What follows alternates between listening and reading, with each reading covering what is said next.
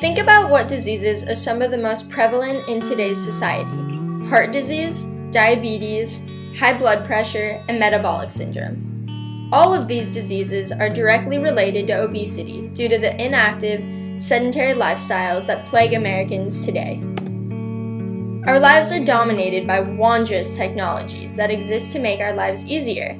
Yet, how can our lives be easier if the population of the United States is getting fatter and developing more diseases due to torpor from these technologies?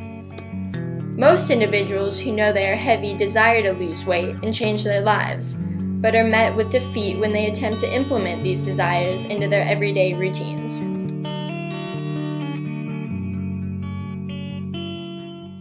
Find enjoyment in exercise as a personal trainer for someone who's overweight.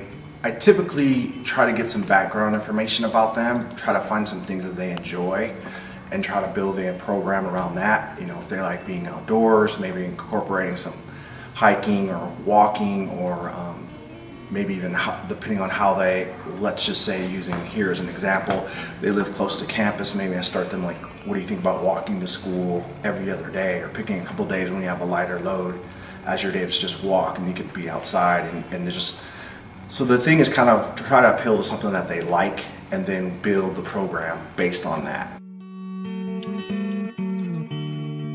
The advantages of exercise on a broad spectrum were first observed by Soviet physiologists in the early 1950s. The Soviets implemented this information on a national level to increase the health of their entire population by broadcasting a series of morning exercise programs. Exercise promotion in the modern United States saw a surge in the 1950s and 1960s with the establishment of the American College of Sports Medicine and the administration of President John F. Kennedy, who was an avid supporter of fitness and its health benefits. In short, what we must do is literally change the physical habits of millions of Americans, and that is far more difficult than changing their tastes, their fashions, or even their politics. Americans' lack of exercise is peculiar as the urban population of the U.S. has more fitness resources available now more than ever.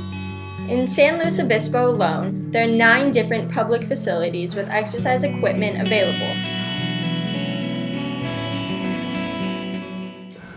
A lot of times to motivate clients, it's just like people, everyone's individual, everyone's different. So some people need that accountability where you have to constantly check in with them regularly. How's it going? What have you done today? Where you're constantly on that. Or a lot of people, they have a goal in mind, whether it be a high school reunion or their friends getting married or summer's coming, that's a lot easier because it's a really set date and they know what the time frame is. If it's just general, it's like, well, I want to get in shape. Well, there's no time limit on that. If individuals can discover and hold on to the motivation required for exercise, the positive effects that will entail are simply staggering. The Center for Disease Control reports that 1/3 of all U.S. adults are obese. This equates to approximately 75 million American citizens that would benefit greatly from discovering complete fulfillment with exercise. According to a statement by the American Heart Association, regular exercise at the national level contributes to fewer breakout epidemics due to strengthened immune systems. It also leads to reduced medical costs for health insurance because of fewer obesity-related illnesses and deaths. Motivated individuals concerned with exercise will also naturally think about proper nutrition and healthy improvements to their lifestyle. Inspiring people with the continued motivation to exercise will certainly impact the American economy and quality of life.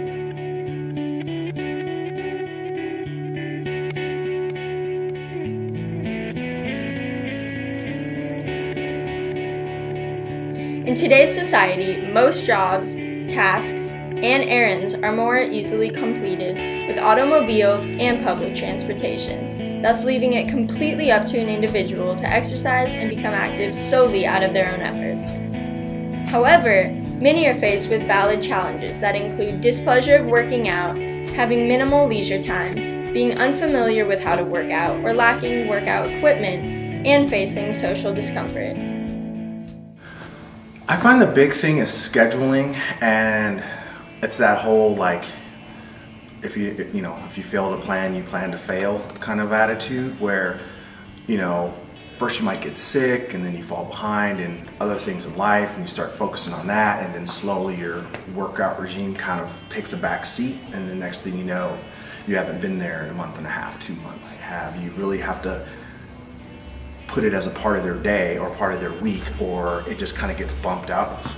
It's the easiest thing to cut out of your work week, because it's not, you don't get paid for it. There's no, a lot of times you're doing it by yourself, so you feel like, well, it's not affecting anyone else. It's just my choice to do that. I'm too weak, too slow, too big. I ate too much for breakfast. Got a headache. It's raining. My dog is sick. I can't right now. I'm not inspired. It makes me smell bad. I'm allergic to stuff. I'm fat. I'm thin. It's too hot. I'm not right. I've got shin splints, headache. I'm distracted. I'm exerting myself too much. I'd love to really, but I can't. I just can't. Despite this common range of grievances, it's time to change these perceptions of challenges and obstacles into solutions and certainty, leaving people motivated enough to incorporate physical activity into their otherwise sedentary lives. This starts by taking one step at a time and setting specific goals. Dr. Camille O'Brien, Associate Professor and Chair of the Cal Poly Kinesiology Department, adds her advice to Americans. The advice I would give Americans to slowly transition into a healthy lifestyle is based on one key word: slow. You have to start off slow and choose one thing that you feel you can manage or change in your life, and then you have to set a goal. And use goal-setting principles that are specific, set goals that are measurable, set goals that you can achieve, that are realistic and time-sensitive. Smart goal setting. And start off with those baby steps, and when you feel like maybe that first goal is to eat more green vegetables, and you give yourself a week to say, this week I'm going to eat 3 green vegetables 3 times more than I would the week before. And then you can accomplish that, feel good about it, and you can gradually increase the complexity of the goals that you set, whether it's about diet or exercise or physical activity. In order for individuals to personally grow, improve, and attain physical goals, the power and ability to motivate oneself cannot be underestimated. According to Elizabeth Quinn, author of How Do I Start Exercising, claims making the personal decision to begin exercising is the first step. Committing to make it a priority in your life is the next. It's that, okay, this is not, you almost have to make it to where it's not optional. It's not something you can just not do.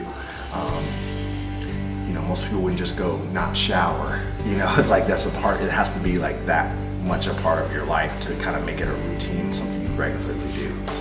According to the National Center for Health Statistics, only 19% of the population regularly engages in high levels of physical activity, and 63% believe that exercising would make them healthier, leaner, and less stressed out, but still don't do it for a number of reasons.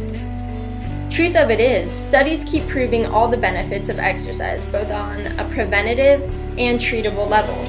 If individuals continue to make exercise insignificant rather than a priority, this obesity epidemic will continue to progress, healthcare costs will continue to increase, and productivity will diminish.